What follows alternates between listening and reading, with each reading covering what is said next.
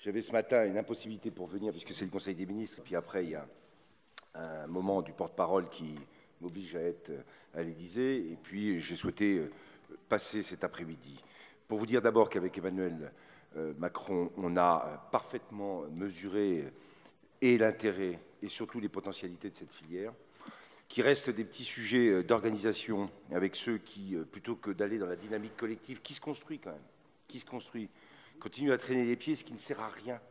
L'enjeu, il est bien sûr de dépasser ce qui peut être des freins qu'on connaît depuis très longtemps. Mais à force de répéter depuis très longtemps que la forêt française est morcelée, qu'il y a des intérêts divergents entre les propriétaires, les producteurs et les premiers transformateurs, que personne ne s'entend, mais que parce que personne ne s'entend, il faut continuer à ne pas s'entendre, on ne va pas s'en sortir. Donc moi je le dis et je fais passer le message aujourd'hui, et on aura l'occasion d'y revenir parce que j'ai reçu une lettre de M. Charmasson, il faut que tout le monde se mette derrière un objectif collectif.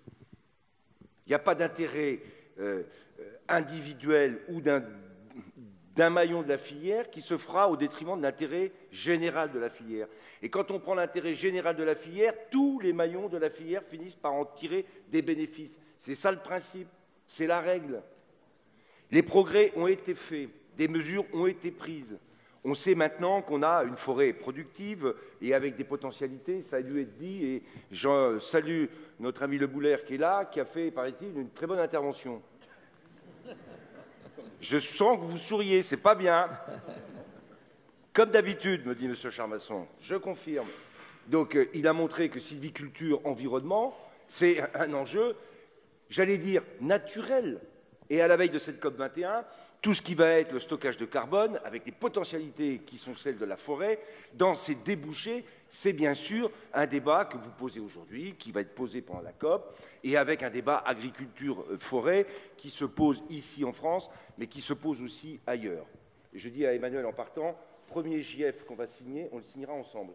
Groupement d'intérêt, je fais la traduction économique et forestier, donc ça sera très bien qu'on aille pour marquer l'enjeu de l'organisation de cette production forestière et ses groupements.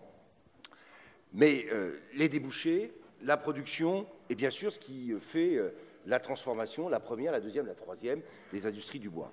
Je voulais dire qu'on a engagé une réflexion sur l'innovation, comme on l'a fait pour l'agriculture, pour la forêt, que je souhaite qu'on ait un document sur l'innovation 2025, comme pour l'agriculture, pour la forêt, d'ici le Salon de l'agriculture, que tout le monde va être mobilisé pour construire à la fois les nouvelles techniques, les enjeux d'innovation, les nouveaux débouchés, les questions d'organisation et les techniques de production durables, parce que c'est ça qu'il faut qu'on mette en perspective, qu'on rappelle bien qu'une forêt est durable parce qu'elle est entretenue et économiquement gérée, et que la sortie du bois, ça fait partie de la durabilité de la forêt. Et puis, je voulais faire une annonce en venant aujourd'hui. Emmanuel Macron en a parlé. On va booster la question liée aux bâtiments de hauteur ou de haute taille, de grande hauteur, des tours, pour être clair. Moi, je vais organiser un appel à manifestation d'intérêt sur des tours en bois d'ici la COP21, parce que je ne vais pas laisser traîner ce sujet. Il y a là un enjeu à la fois écologique. Je connais un certain nombre de tours qui ont été faites dans le monde. Les Québécois nous ont montré qu'ils en avaient fait. Et nous, comme d'habitude, parce qu'il y a toujours plein de questions, et il faut toujours qu'on se pose des questions avant d'avancer, cette fois-ci, compte tenu des retards qu'on a pris, on va lancer pour la COP21 un appel à manifestation d'intérêt.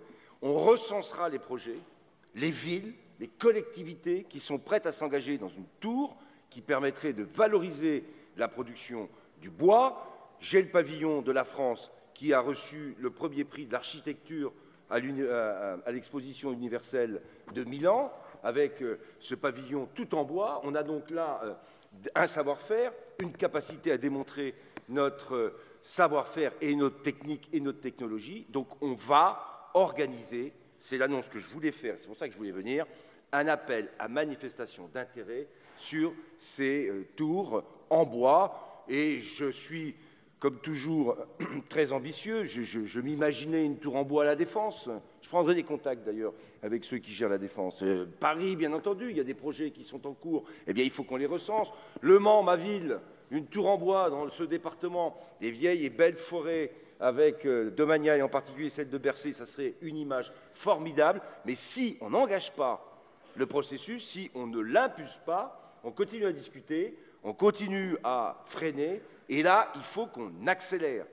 C'est un beau projet, c'est techniquement porteur, c'est une utilisation du matériau bois aujourd'hui qui se fait ailleurs dans le monde. La France ne peut pas être en retard. Et donc, pour ne pas être en retard, on va accélérer le processus et on lancera un appel à manifestation d'intérêt. Je pense que, je n'ai pas eu le temps de le dire à M. Baptiste qui a dû venir ce matin, il est là. Il est où? Il est là. Eh bien, je compte sur lui. Surtout, on ne se décourage pas. Au contraire, on accélère.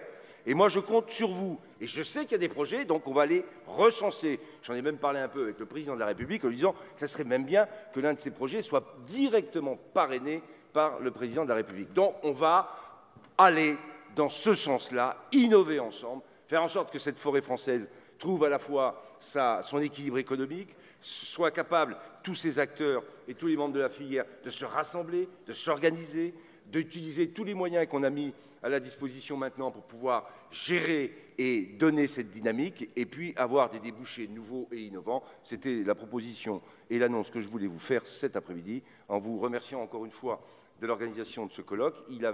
Il est accompagné de plusieurs colloques. Il y avait celui des COFOR et j'y étais en Île-de-France. Il y en aura d'autres. La COP21 est un formidable moment pour pouvoir parler de la forêt et du bois en le faisant avec beaucoup d'ambition, parce que je crois qu'on a toutes les potentialités pour répondre à des grands défis, celui de l'environnement, celui du stockage de carbone, et puis aussi celui qui consiste à construire, bâtir les villes et les paysages de demain. Merci à tous et surtout à bientôt.